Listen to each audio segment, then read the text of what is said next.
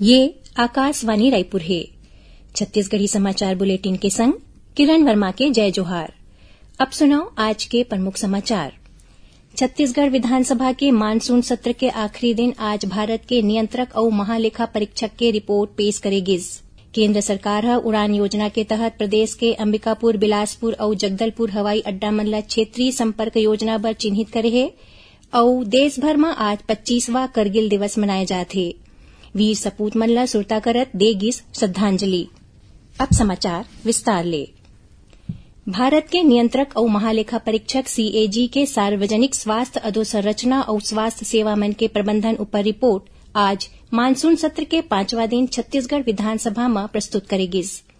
Report के अनुसार छत्तीसगढ़ सरकार भारतीय सार्वजनिक स्वास्थ्य मानक आईपीएचएस के मानदंड के अनुसार स्वास्थ्य संस्थान मन में डॉक्टर, नर्स और पैरामेडिकल के उपलब्धता सुनिश्चित करे बर कोनो मानव संसाधन नीति नहीं बनाए हैं। रिपोर्ट में प्रदेश के 23 जिला अस्पताल मन में आईपीएचएस मानदंड के अनुसार विशेषज्ञ डॉक्टर के 3%, स्टाफ नर्स के 27% और पैरामेडिकल स्टाफ के 24% स्वीकृत पद मन के कमी रहीस। उन्हें आईसीयू में स्टाफ नर्स और बिस्तर के अनुपात 1:1 के मुकाबला 1:20 तक रहीस और गैर आईसीयू वार्ड मन में 1:39 बताया गिस।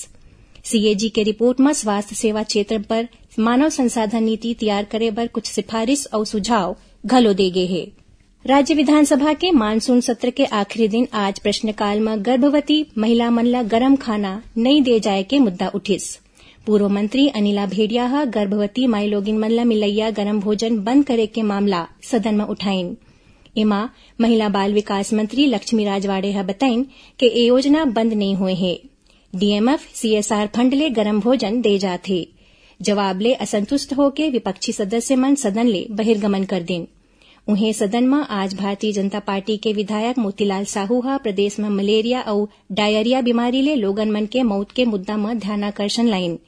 ए ध्यानाकर्षण में चर्चा के दौरान कांग्रेस के दूसरा सदस्य घलो शामिल हुईन, जेकर बाद सत्ता पक्ष और विपक्ष में जम के बहस हुईस। नेता प्रतिपक्ष डॉक्टर चरणदास महंत और पूर्व मुख्यमंत्री भूपेश बघेल कहिन कि छत्तीसगढ़ में मलेरिया और डायरिया की स्थिति डरावना है। यही सेती हाईकोर्ट स्वतः संज्ञान ले है। एमा स्वास्थ्य मंत्री श्याम बिहारी जायसवाल कहिन कि मलेरिया ले 15 मनखे मन के मौत हुए है, फिर डायरिया ले कोनो के मौत नहीं हुए है। स्वास्थ्य मंत्री के जवाब ले असंतुष्ट होके विपक्षी सदस्य मन सदन ले बहिर्गमन कर दिन। उन्हें भाजपा सदस्य विक्रम उसेंडी कोतिले लाए गए ध्यानाकर्षण के जवाब में उप मुख्यमंत्री और पंचायत मंत्री विजय शर्मा सदन में घोषणा करीन कि प्रधानमंत्री ग्राम सड़क योजना के अंतर्गत पखांजूर ले मायापुर सड़क के उन्नयन करे जाही। सदन में आज वित्त मंत्री ओपी चौधरी के जगह संसदीय कार्य मंत्री केदार कश्यप भारत के नियंत्रक महालेखा परीक्षक के बछर 2023 के राज्य वित्त ऊपर लेखा परीक्षा प्रतिवेदन ला सदन पटल में रखीन। उन्हें मुख्यमंत्री विष्णुदेव साय छत्तीसगढ़ लोक सेवा आयोग के वार्षिक प्रतिवेदन और उप मुख्यमंत्री विजय शर्मा छत्तीसगढ़ स्वामी विवेकानंद तकनीकी विश्वविद्यालय के संशोधन अध्यादेश के प्रतिवेदन प्रस्तुत करें। विधानसभा सत्र के आखिरी दिन पूर्व सदस्य विजय सिंह के निधन ऊपर सदस्य मन शोक जतावत श्रद्धांजलि दिन। श्रद्धांजलि दे के बाद सदन की कार्रवाई 5 मिनट पर स्थगित कर देगी। केंद्र सरकार उड़ान योजना के तहत छत्तीसगढ़ के अंबिकापुर, बिलासपुर और जगदलपुर हवाई अड्डा मन ला क्षेत्रीय संपर्क योजना आरसीएस बर चिन्हित करे है। ये योजना के तहत ए हवाई अड्डा मन ला विकास बर करीबन 215 करोड़ रुपया आवंटित करे गए है, जेमा ले 30 जून तक लगभग 192 करोड़ रुपया खर्चा करे गए है। ये योजना के अंतर्गत अंबिकापुर बर 90 करोड़, बिलासपुर बर 55 करोड़ और जगदलपुर बर 70 करोड़ रुपया ले ज्यादा के राशि स्वीकृत करे गए है। ये जानकारी राज्यसभा में सांसद फूलो देवी नेताम के अतारांकित प्रश्न के उत्तर में केंद्रीय नागरिक उड्डयन राज्य मंत्री मुरलीधर मोहोल दिन। छत्तीसगढ़ समाचार बुलेटिन आप मन आकाशवाणी रायपुर ले सुनत हव।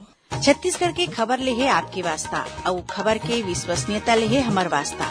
आकाशवाणी समाचार रायपुर के प्रादेशिक समाचार बुलेटिन के संगे संग हमार समसामयिक कार्यक्रम आप रेडियो के संग अपन मोबाइल में घलो सुन सकत हव।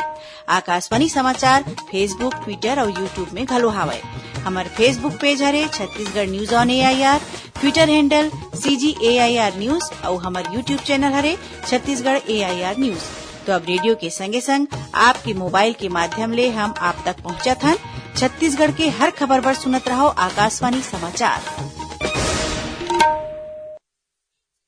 अब आगू बढ़बो माचे समाचार को ती। देश भर में आज 25वां करगिल दिवस मनाए जाथे। ए दिन भारत के कई वीर सपूत मन जान के बाजी लगा दिन। प्रधानमंत्री नरेंद्र मोदी हा सोशल मीडिया पोस्ट में कहिन कि हरेक भारतीय बर ए दिन बहुत जरूरी है। ओमन कहिन कि ए देश के रक्षक मन बर श्रद्धा सुमन अर्पित करे के दिन हरय। उन्हें राज्यपाल विश्वभूषण हरिचंदन हा करगिल विजय शौर्य दिवस के मौका में करगिल युद्ध के शहीद मन ला श्रद्धांजलि दिन है। राज्यपाल ह कहिन कि करगिल विजय शौर्य दिवस हमन ला वीर जवान मन के अदम्य साहस और बलिदान के सुरता देवाथे। इही बीच सूचना और प्रसारण मंत्रालय के मीडिया इकाई और केंद्रीय संचार ब्यूरो डहाले करगिल विजय दिवस के रजत जयंती के मौका में आज रायपुर के WRS कॉलोनी स्थित केंद्रीय विद्यालय में चित्र प्रदर्शनी के आयोजन करेगिस। प्रदर्शनी के संग्रह चित्रकला प्रतियोगिता, भाषण प्रतियोगिता के आयोजन करेगिस। एमा विद्यालय के छात्र छात्रा और NCC कैडेट मन हिस्सा लेन। प्रदेश के जम्मू नगरी निकाय मन में काली 27 जुलाई ले 10 अगस्त तक जन समस्या निवारण पखवाड़ा के आयोजन करे जाही। ए दौरान नगर निगम, नगर पालिका और नगर पंचायत मन में वार्ड वार शिविर मन के आयोजन करके समस्या के निदान करे जाही। उप मुख्यमंत्री और नगरीय प्रशासन मंत्री अरुण साव ह जन समस्या निवारण पखवाड़ा में नागरिक मन के समस्या ला हल करे बर विभागीय अधिकारी, नगर निगम के आयुक्त, नगर पालिका और नगर पंचायत के मुख्य नगर पालिका अधिकारी मन ला जरूरी इंतजाम के निर्देश देन हैं। प्रदेश में चना वितरण ला लेके विभागीय मंत्री दयालदास बघेल ह स्वीकार करेन कि स्टॉक के कमी के स्थिति चना वितरण में देरी होय है। एखरे संग ओमन सदन में इहो कहिन कि हितग्राही मन ला जतका महीना के चना नहीं मिले है ओला पूरा इही महीना के 31 जुलाई तक दे दिया जाही। एकर पहली पूर्व सीएम भूपेश बघेल ह चना वितरण ला लेके आज सदन में सवाल पूछे रहिन। ओमन चना वितरण में गड़बड़ी करैया वाला मन ऊपर कार्रवाई ला लेके सवाल करेन। एमा मंत्री दयालदास बघेल ह मानिन कि चना वितरण में देरी होय है। ओमन एकर ऊपर कार्रवाई करे के बात कहिन। भारतीय जनता पार्टी के वरिष्ठ नेता प्रभात झा के आज गुरुग्राम के एक निजी अस्पताल में निधन हो गए।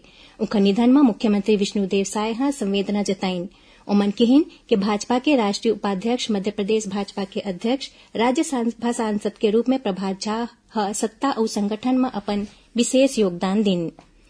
बेमेतरा जिला में जोरदार बरसात के स्थिति जम्मू स्कूल और आंगनबाड़ी केंद्र ला 3 दिन बर बंद रखे जाही। कलेक्टर रणवीर शर्मा हा ए बारे में आदेश जारी कर दे है।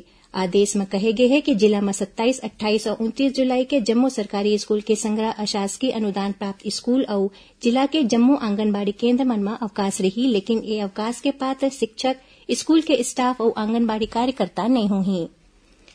सुनैया मन ला बता दें कि प्रादेशिक समाचार एकांश डहाले समसामयिक विषय में आधारित साप्ताहिक कार्यक्रम बातों बातों में ए बखत केंद्रीय वित्त मंत्री डहाले 23 जुलाई के पेश करेगे बजट ऊपर रायपुर के पंडित रविशंकर शुक्ल विश्वविद्यालय के अर्थशास्त्र विभाग के अध्यक्ष RK ब्रह्मेले लेके भेंट वार्ता प्रसारित करे जाही।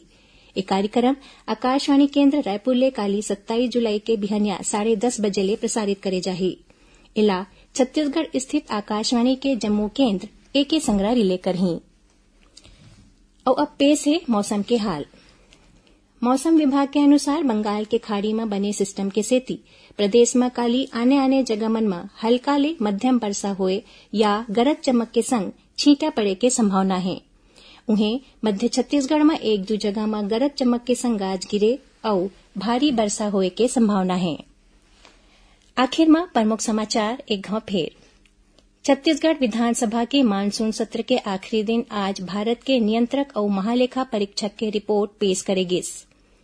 केंद्र सरकार उड़ान योजना के तहत प्रदेश के अंबिकापुर, बिलासपुर और जगदलपुर हवाई अड्डा मन ला क्षेत्रीय संपर्क योजना बर चिन्हित करे है और देश भर में आज 25वां करगिल दिवस मनाए जाथे। वीर सपूत मन ला सुरता करत दे गिस श्रद्धांजलि। एकरे संग छत्तीसगढ़ी समाचार बुलेटिन इहे सिरावत है। जय जोहार।